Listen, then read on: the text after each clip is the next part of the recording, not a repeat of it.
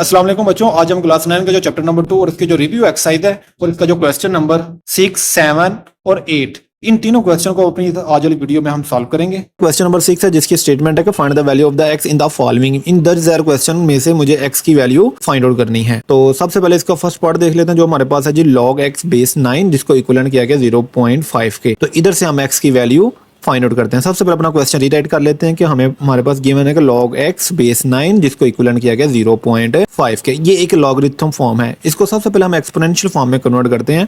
तो उसका मैंने अभी आपको मेथड बताया कि आपने सबसे पहले बेस लिखनी है। तो यहाँ पे मेरे पास बेस 9 है, तो सबसे पहले हमने बेस लिखी, इक्वल के दूसरी तरफ मेरे पास 0.5 है, तो वो हमने इस बेस की पावर में लिख देना है। देन इक्वल का साइन लगा के जो बाकी मेरे पास वैल्यू x बच रही है उसको हमने यहाँ लिख देना है। तो ये मेरे पास एक्सपोनेंशियल फॉर्म आ चुकी है, लेकिन हमने इसको सिंप्लीफाई करके x की वैल्यू निकालनी है। तो यहाँ देखें मेरे पास 9 की पावर 0.5 है। तो ये जो 0.5 है ये डेसिमल फॉर्म में है, इसको जरा फ्रैक्शन फॉर्म में कन्वर्ट कर लेते हैं। तो उसको कन्वर्ट करने का सिंपल सा तरीका है कि जहाँ पे हमारे पास पॉइंट है, पॉइंट की जगह हम 1 रिप्लेस करेंगे और पॉइंट को हम खत्म कर देंगे। पॉइंट का के बाद जस्ट 1 डिजिट है, अगर तो 1 डिजिट हम उतने 0 रिप्लेस करेंगे। तो इस तरह मेरे पास ये बनेगा 5/10 मीन्स के 0.5 जो कि डेसिमल फॉर्म में था वो कन्वर्ट हो चुका फ्रैक्शन की फॉर्म में। इसको सिंप्लीफाई कर लेते हैं। 5 × 5 और 5 × 10 मीन्स के ये 1/2 के इक्विवेलेंट है 0.5। अब 0.5 की 1/2 वैल्यू हम अपने क्वेश्चन में यूज करते हैं। तो यहाँ लिखेंगे 9 0.5 जो कि इक्विवेलेंट है 1/2 के, तो यहाँ रिप्लेस करेंगे 1/2 जिसको इक्विवेलेंट करेंगे x के। अब मेरे पास 9 की पावर 1/2 है। हमें पता है जो 9 है 9 बेसिकली 3 का स्क्वायर होता है और 1/2 इज इक्वल टू एक्स को हम एज इट इज लिखेंगे। तो यहाँ पे ये 2 इस 2 से कैंसिल आउट होगा, जस्ट मेरे पास बचेगा 3 जो कि इक्विवेलेंट है x के। तो इस तरह मेरे पास जो x की वैल्यू आ रही है वो आ रही है 3 और ये हमारा इसका आंसर है। नेक्स्ट क्वेश्चन नंबर 6 का सेकंड पार्ट है जो कि 1/9 की पावर 3x जिसको इक्विवेलेंट किया गया 27 के, और यहाँ मुझे x की वैल्यू फाइंड आउट करनी है। तो मेरे पास ये 1/9 है और मुझे पता है जो 9 है ये बेसिकली 3 का स्क्वायर है और बाकी 3x को हम एज इट इज लिखेंगे और यहाँ पे 27 को एज इट इज। ये 3 की पावर 2 मेरे पास है डिनोमिनेटर में है, जैसे इसको मैं न्यूमरेटर में लाऊंगा तो मेरे पास ये -2 आ जाएगा और बाकी 3 की पावर x और 27 को हम एज इट इज लिखेंगे। अब ये मेरे पास -2 इस 3x से मल्टीप्लाई होगा तो मेरे पास आ जाएगा -6x और इक्वलेंट है ये 27 के। अगर देखें तो जो 27 है अगर मैं इसका एलसीएम लूं 27 का 3 से 3 9 the 27 3 3 the 9 and 3 1 the 3 means कि मेरे पास जो 27 है ये 3 की पावर 3 है। अब अगर आप यहाँ पे देखें तो मेरे पास यहाँ पे जो बेस है वो यहाँ पे 3 है और यहाँ पे मेरे पास जो बेस है वो भी 3 है, मींस कि इन दोनों की बेस सेम है। अगर इन दोनों की बेस सेम है तो इनका जो एक्सपोनेंट है वो डेफिनेटली आपस में इक्वल होगा। तो यहाँ पे इसका जो एक्सपोनेंट है -6x है और यहाँ पे जो एक्सपोनेंट है वो 3, लिहाजा ये दोनों एक्सपोनेंट आपस में इक्वल हो जाएंगे। तो मुझे x की वैल्यू फाइंड आउट करनी है। तो यहाँ x के साथ -6 है तो इक्वल के दूसरी तरफ जाके ये डिवाइड हो जाएगा और देन ये इन दोनों को सिंप्लीफाई करते हैं। 3 1 द 3 और 3 2 द 6, तो मेरे पास x की जो वैल्यू आएगी वो आएगी वो -1/2। इस तरह मेरे पास ये x की वैल्यू है जो कि हमारा इसका फाइनल आंसर है। नेक्स्ट मेरे पास क्वेश्चन नंबर 6 का थर्ड पार्ट है जो कि 1/32 की पावर मेरे पास है जी 2x जिसको इक्विवेलेंट किया गया 64 के, और यहाँ मुझे x की वैल्यू फाइंड आउट करनी है। तो देखें यहाँ पे मेरे पास 32 और यहाँ पे मेरे पास 64 है। तो हम 32 और 64 का एलसीएम ले लेते हैं। सबसे पहले हम लेते हैं 32 का एलसीएम।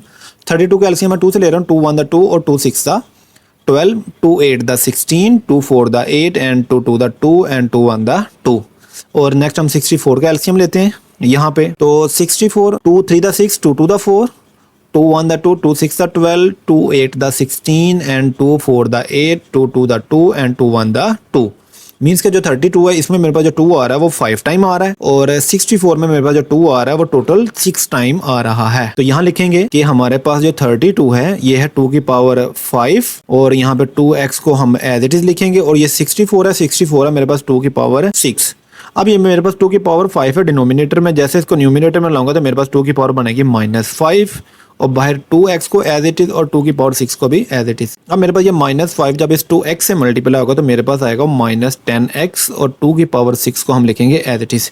अब यहाँ पे मेरे पास बेस 2 है और यहाँ पे बेस 2 है, मीन्स के बेस सेम है। अगर बेस सेम है तो इनके जो एक्सपोनेंट है वो आपस में इक्वलेंट होंगे। तो फिर मैं यहाँ पे लिखूंगा -10x that is equal to the 6। अब x के साथ मेरे पास -10 है और मुझे x की वैल्यू चाहिए, तो लिहाजा इस -10 को जो कि मल्टीप्लाई हो रहा है उधर जाके डिवाइड हो जाएगा। तो लिखूंगा 6 और -10। अब इन दोनों की मैं कटिंग करता हूँ एक ही टेबल से। तो मैं इसकी कटिंग 2 से कर रहा हूँ, 2 3 द 6 एंड 2 5 द 10। तो मेरे पास जो x की वैल्यू बन रही है वो बन रही है 3/5 और साथ में यहाँ पे माइनस है तो लिहाजा यहाँ पे माइनस भी मेंशन करेंगे। तो ये मेरे पास यहाँ पे x की वैल्यू आ चुकी हुई है जो कि इसका फाइनल आंसर है। नेक्स्ट हमारे पास क्वेश्चन नंबर 7 है जिसकी स्टेटमेंट है कि write the following as a single logarithm. Means कि मेरे पास जितने भी इस क्वेश्चन के पार्ट हैं मुझे इन सबको सिंगल लॉगरिथम में कन्वर्ट करना है। अगर देखें इसमें डबल लॉग है, इसमें ट्रिपल लॉग यूज़ हो रहा है। मीन्स के अगर यहाँ डबल यहाँ ट्रिपल लॉग है मुझे इन सब को कन्वर्ट करना है सिंगल लॉगरिथम में। तो सबसे पहले अपने क्वेश्चन नंबर 7 का फर्स्ट पार्ट देख लेते हैं जो कि हमारे पास है जी 7 टाइम लॉग एक्स जिसको इक्विवेलेंट किया गया 3 टाइम लॉग वाई का स्क्वायर। अगर देखें हमारे पास यहाँ लॉग से पहले 7 है और यहाँ लॉग से पहले 3 है। अगर लॉग से पहले कोई भी नंबर है वो बेसिकली पावर में चला जाता है according to the power law, क्योंकि पावर लॉ ये कहता है कि अगर आप किसी नंबर पे लॉग अप्लाई करते हैं, जैसा यहाँ पे लॉग एक्स पे अप्लाई हो रहा है लेकिन इसके शुरू में n है, अगर लॉग से पहले कोई भी नंबर है वो क्या करेगा, शिफ्ट हो जाएगा इसकी पावर में। तो इसी तरह पावर लॉ के मुताबिक यहाँ मेरे पास लॉग में पहले 7 है। अगर यहाँ मेरे पास है लॉग से पहले 7 तो लिहाजा ये जो 7 है ये x की पावर में चला जाएगा। तो यहाँ मेरे पास जो 3 लॉग से पहले तो लिहाजा ये भी पावर में चला जाएगा। तो मेरे पास यहाँ y की पावर 2 है तो लिहाजा यहाँ y की पावर 2 की पावर में 3 चला जाएगा। तो अब ये log x की पावर 7 को हम एज इट इज लिखेंगे और माइनस log y की पावर यहाँ पे 2 है, ये 2 इस 3 से मल्टीपल होगा तो मेरे पास आ जाएगी y की पावर है 6। अब देखें यहाँ पे log 2 नंबरों पे अप्लाई हो रहा है। यहाँ पे log x की पावर 7 पे अप्लाई हो रहा है, यहाँ पे log y की पावर 6 पे अप्लाई हो रहा है और दरमियान में माइनस का साइन है। अगर माइनस का साइन है तो ये मेरे पास बिल्कुल क्वेश्चन लॉ के अकॉर्डिंग है। क्यों क्वेश्चन लॉ क्या कहता है, अगर log x पे अप्लाई हो और log y पे अप्लाई हो और दरमियान में माइनस का साइन हो तो हम क्या करेंगे, इसको सिंगल लॉग में कन्वर्ट करेंगे और इन दोनों नंबरों को क्वोशिएंट की फॉर्म में कन्वर्ट कर देंगे according to the quotient law. तो लिखते हैं यहाँ सबसे पहले हम इनको सिंगल लॉग में लिखते हैं कि ये मेरे पास डबल लॉग है, इसको सिंगल लॉग में लिखेंगे। अब यहाँ पे मेरे पास x की पावर 7 है और यहाँ मेरे पास y की पावर 6 है, लिहाजा इनके दरमियान माइनस होने की वजह से ये दोनों नंबर क्वोशिएंट की फॉर्म में चले जाएंगे according to the quotient law. तो इस तरह मेरे पास ये जो डबल लॉग है वो कन्वर्ट हो चुका हुआ है सिंगल लॉग में और यही हमारे पास इसका फाइनल आंसर है। नेक्स्ट मेरे पास क्वेश्चन नंबर 7 का सेकंड पार्ट है जहाँ लिखा हुआ 3 टाइम log 4 और माइनस log 32।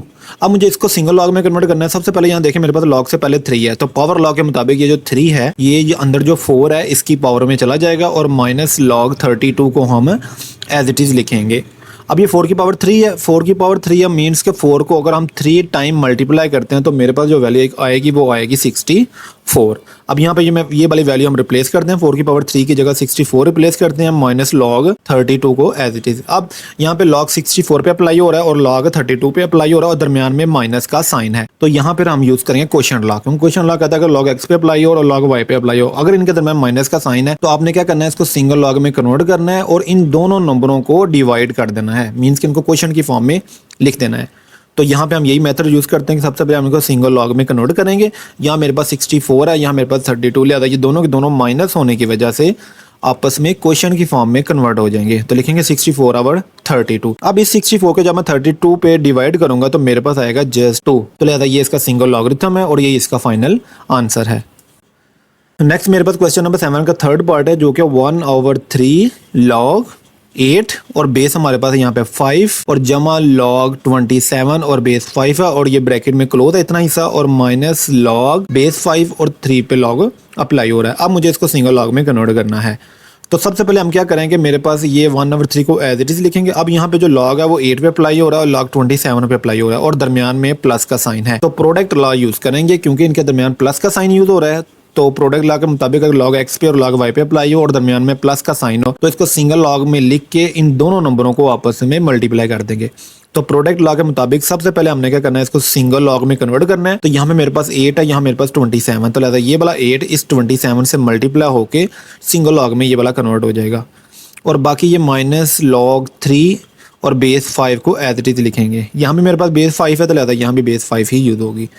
नेक्स्ट 1/3 को एज इट इज लिखेंगे और यहाँ पे हम log लिखेंगे। ये मेरे पास 8 मल्टीप्लाई हो रहा है 27 से, जैसे 8 को 27 से मल्टीप्लाई करूंगा तो मेरे पास आ जाएगा 216 और नीचे जो बेस 5 है इसको एज इट इज और यहाँ पे log 3 बेस 5 है इसको भी हम एज इट इज लिखेंगे। और यहाँ log से पहले मेरे पास 1/3 है तो log से पहले जो नंबर होता है वो मेरे पास पावर में चला जाएगा according to the power law. तो यहाँ लिखूंगा 216 और इसकी पावर में लिखूंगा 1/3 क्योंकि पावर लॉ ये कहता है कि अगर लॉ किसी नंबर पे अप्लाई हो और उसके शुरू में आपके पास कोई नंबर हो तो वो जो नंबर होता है वो आपके पास पावर में शिफ्ट हो जाएगा। तो माइनस log 3 और बेस 5 को हम एज इट इज लिखेंगे। अब मेरे पास ये 216 है, 216 का अगर मैं एलसीएम लेता हूँ 6 से, तो 6 3 दा 18 और यहाँ से बचेंगे मेरे पास 3 हो जाए 36 हो जाएगा और 6 6 दा 36, तो अगेन 6 6 दा 36 एंड 6 1 दा 6 मीन्स का 216 जो सा वो मेरे पास इक्विवेलेंट है 6 की पावर 3 के। तो यहाँ लिखेंगे लॉग बेस, यहाँ पे मेरे पास 5 थी तो यहाँ भी बेस मेरे पास 5 होगी और 6 की पावर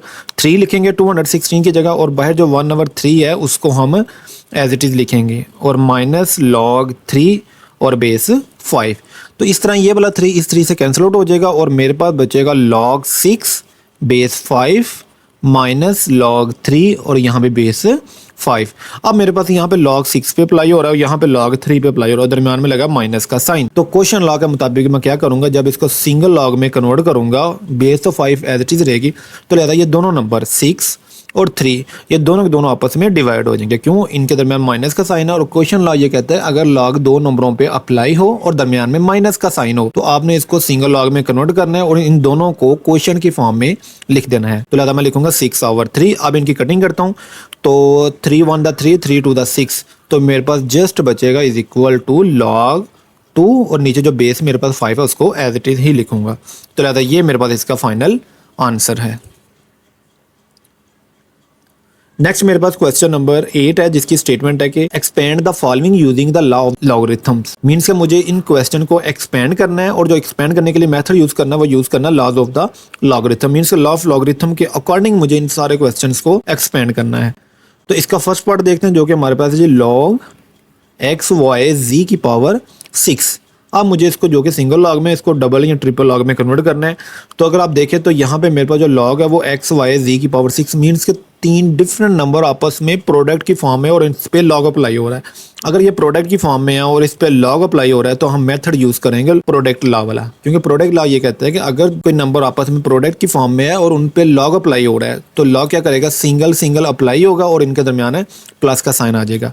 तो फिर हम यहाँ पे लिखेंगे जी लॉग, ये तीनों प्रोडक्ट की फॉर्म में है तो अलग अलग इन पे लॉग अप्लाई करेंगे और दरमियान में प्लस का साइन लगाते जाएंगे और यहाँ पे लिखेंगे log 6। अगर आप देखें तो ये log x हम एज इट इज लिखेंगे, ये log को भी हम एज इट इज लिखेंगे। तो ये जो log z पे अप्लाई हो रहा है तो z की पावर 6 है, तो पावर लॉ के मुताबिक ये जो पावर है ये हमारे पास log से पहले आ जाएगी। तो यहाँ पे फिर लिखेंगे 6 और log z को हम एज इट इज लिखेंगे। तो इस तरह मेरे पास ये क्वेश्चन एक्सपेंड हो चुका हुआ है और ये इसका आंसर है। तो क्वेश्चन नंबर 8 का सेकंड पार्ट है कि जी log और रेडिकल 6 और अंदर लिखा हुआ है m की पावर 5 और n की पावर 3 और बेस यहाँ पे 3 यूज हो रहा है। अब मुझे इसको एक्सपेंड करना है तो सबसे पहले लिखूंगा log बेस 3। तो ये रेडिकल 6 है मींस कि ये रेडिकल फॉर्म में है। अगर ये रेडिकल फॉर्म में है तो मुझे इसको कन्वर्ट करना है एक्सपोनेंशियल फॉर्म में, तो लिखूंगा m की पावर 5 n की पावर 3 एज इट इज। ये मेरे पास रेडिकल 6 है जिसको हम लिखेंगे 1/6 एक्सपोनेंशियल फॉर्म के लिए।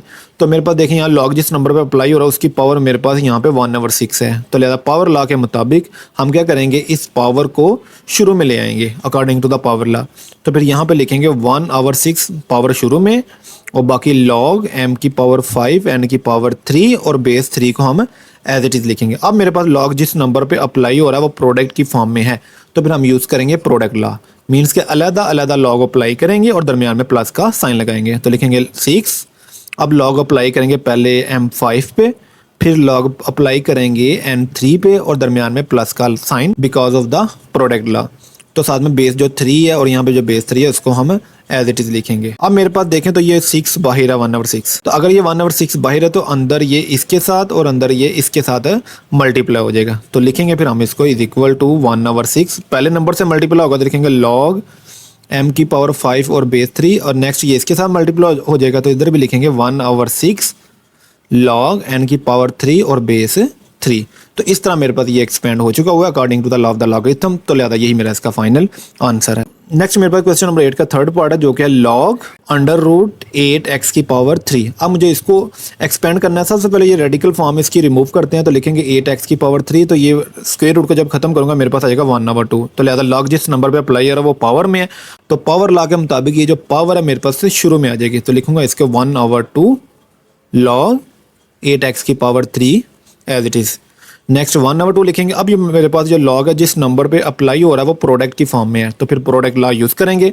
मीन्स के अलग log इन पे अप्लाई होगा और दरमियान में प्लस का साइन आएगा। तो फिर यहाँ पे लिखेंगे जी log पहले 8 पे अप्लाई होगा, प्लस का साइन लगाएंगे और फिर लॉग ये एक्स की पावर 3 पे अप्लाई हो जाएगा। अब ये मेरे पास जो 1/2 है ये इसके साथ और इसके साथ अलग अलग मल्टीप्लाई होगा, तो लिखूंगा मैं 1/2 log 8 प्लस 1/2 log x की पावर 3। इस तरह मेरे पास ये क्वेश्चन एक्सपेंड हो चुका हुआ, तो लिहाजा ये मेरे पास इसका फाइनल आंसर है।